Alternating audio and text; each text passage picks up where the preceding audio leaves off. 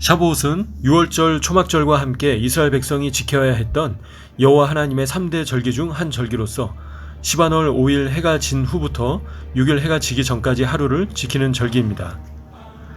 샤보옷은 히브리어로 한 주간을 나타내는 샤부아의 복수 형태인 주간들을 뜻합니다. 6월절이 시작되고 첫 번째 안식일을 보낸 다음 날 새벽에 처음 익은 곡식의 열매를 성전에서 요제로 하나님께 드리는 절기가 초실절이며 예수님 부활하심도 바로 이 첫 열매를 드리는 초실절에 이루어졌습니다. 이 초실절로부터 50일째 되는 날이 바로 샤보옷이며 77절 혹은 맥추절이라고 부릅니다.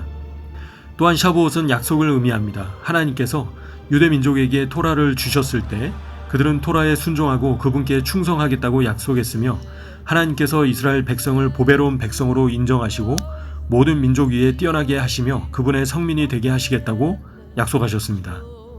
3300년 전 하나님께서 시내산에서 이스라엘 백성에게 말씀을 주신 날이 바로 샤보옷입니다. 하나님께서 시내산에서 이스라엘 백성에게 십계명과 토라를 주신 날이며 그리고 그것을 감사하는 날이 바로 샤보옷입니다. 유대교에서는 6월절이 시작된 후 니산월 16일부터 49일의 오매를 세고 시반월 6일의 샤보옷을 기념합니다. 초실절부터 7주간의 오매를 세고 난 뒤 지키는 샤보옷에는 여러 가지 다른 이름들이 있습니다. 먼저 샤보옷을 첫 열매의 날이라고 부릅니다. 이것은 샤보옷이 이스라엘에서 밀과 과일 등 수확의 첫 열매를 하나님께 드리며 축하하는 날을 의미합니다. 두 번째로 샤보옷을 수확의 휴일이라고 하는데 그동안 수고하여 밭에 뿌린 것들, 즉 밀 등의 농사 수확을 하기 때문입니다. 세 번째로 샤보옷을 성회라고 부릅니다. 이는 샤보옷에는 노동하지 말고 거룩한 집회로 모일 것을 상기시킵니다. 마지막으로 샤보옷을 우리의 율법을 주는 시간이라고 부릅니다. 이것은 샤보옷의 축복 기도를 할 때 토라의 말씀을 받은 것을 기억하며 축하하는 것을 의미합니다. 샤보옷에는 보통 흰옷을 입고 이스라엘에서 추수하는 7가지 곡식인 밀과 보리, 포도와 석류, 그리고 종려나무 열매와 올리브, 무화과 등을 가정과 회당에서 준비합니다. 특별히 치즈와 버터 같은 유제품 그리고 꿀을 섞어 만든 과자나 치즈케이크 등을 만들어 먹으므로 이스라엘이 젖과 꿀이 흐르는 땅임을 기억합니다. 보통 오전에는 유제품 등을 먹고 저녁에는 육류를 포함한 푸짐한 명절 식사를 합니다. 보통 정통 유대인 남성들은 샤보옷에 밤을 새서 토라 말씀을 공부하며 다윗 왕이 죽은 날을 샤보옷이라고 믿어 샤보옷에는 시편 전체를 읽습니다. 또한 회당과 가정에서 룻기를 읽기도 하는데 그 이유는 룻기의 배경이 봄 추수를 배경으로 하기 때문입니다.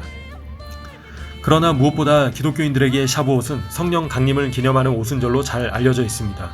오순절은 한자로 5번의 10일이 지난 날이라는 의미입니다. 예수님께서 부활하시고 50일째에 약속하신 성령님께서 마가의 다락방에서 기도하며 기다리던 예수님의 제자들 위해 급하고 강한 바람처럼 임하신 날이 바로 오순절입니다. 오순절에 예수님의 제자들은 성령 충만하여 담대히 예루살렘과 온 유대와 사마리아를 넘어 열방에 복음을 전하게 됩니다. 기독교에서는 부활주일을 기준으로 50일 뒤 성령 강림주일을 지킵니다. 샤보옷의 유대인들은 토라의 말씀을 읽기 전에 샤보옷 결혼 증명서를 읽습니다. 이것은 신랑 되시는 하나님과 신부되는 그분의 백성 이스라엘 간의 상징적인 결혼을 의미합니다. 이러한 결혼 증명서는 양 당사자 간의 합의를 기반으로 하는 결혼 전 문서 혹은 신랑이 결혼식 전 신부에게 전하는 결혼 증명서와 같은 것입니다. 유대문헌 미시나에서는 솔로몬 왕의 결혼식이 토라를 주는 날을 가리킨다고 설명하여 하늘과 땅은 결혼 증명서에 대해 목격한다고 합니다. 신부 이스라엘 백성은 그 결혼 증명서에 기록된 결혼 언약들에 대해 동의하고 신랑 되시는 하나님의 배우자가 되며 그리하여 하나님과 이스라엘 백성을 영원히 묶는 영원한 언약이 성립되었습니다. 하나님께서는 그분의 백성 이스라엘에게 특권을 부여하시고 귀중한 자산을 그들에게 전달하시기를 원하셨으며 이 결혼 계약의 책임을 지시고 그분께로부터 가장 좋은 것을 받았습니다. 이 모든 조건은 유효하며 영원히 확립됩니다. 신랑은 그분의 백성을 위해 그들을 수행하시고 그분을 사랑하는 사람들이 물질을 상속받을 수 있도록 맹세하셨습니다. 샤보옷의 하나님과 이스라엘 백성은 결혼 언약을 통해 하나 되는 거룩한 결혼식을 한 것입니다. 이는 너를 지으신 자는 내 남편이시라. 그 이름은 만군의 여호와이시며 내 구속자는 이스라엘의 거룩한 자시라. 온 세상의 하나님이라 칭함을 받으실 것이며 이사야 54장 5절 말씀. 샤봇은 하나님과 이스라엘의 거룩한 결혼식입니다. 토라를 받은 이스라엘 백성과 하나님과 결혼 언약을 함으로 그 언약을 지킬 것을 맹세함으로 결혼 언약에서 연합되는 신랑과 신부의 모습을 보여주고 있습니다. 하나님께서는 토라, 곧 그 말씀을 주시는 신랑이시자 남편이시고 교회는 그분의 신부이자 아내입니다. 이러한 신랑과 신부의 결혼 이야기를 잘 담아내고 있는 것이 룻기 이야기입니다. 나오미와 그의 며느리 모압 여인 룻은 보리 추수의 시작 기간인 초실절에 나오미의 고향인 베들레헴으로 돌아오게 됩니다. 룻은 보아스를 만나게 되고 보아스는 유업물을 자로서의 의무를 감당하며 룻과 샤봇의 결혼을 합니다. 여기서 보아스는 예수님을, 나오미는 이스라엘을, 그리고 룻은 이방인을 의미합니다.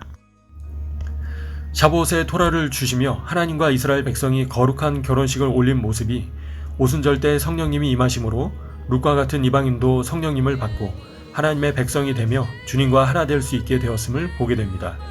샤봇의 하나님과 이스라엘의 결혼이 오순절에 성령님께서 임하셔서 이제 이방인도 동일하게 예수님의 신부가 될 수 있으며 또한 성령의 법을 따라 토라의 말씀과 계명을 지킬 수 있게 되었습니다. 지금 저희는 예수 그리스도의 십자가 대속으로 인해 지창금이 치러진 정혼된 그분의 신부들입니다. 이제 신랑 되시는 예수 그리스도께서 하나님 아버지의 허락을 받고 신부를 데리러 곧 오실 것입니다.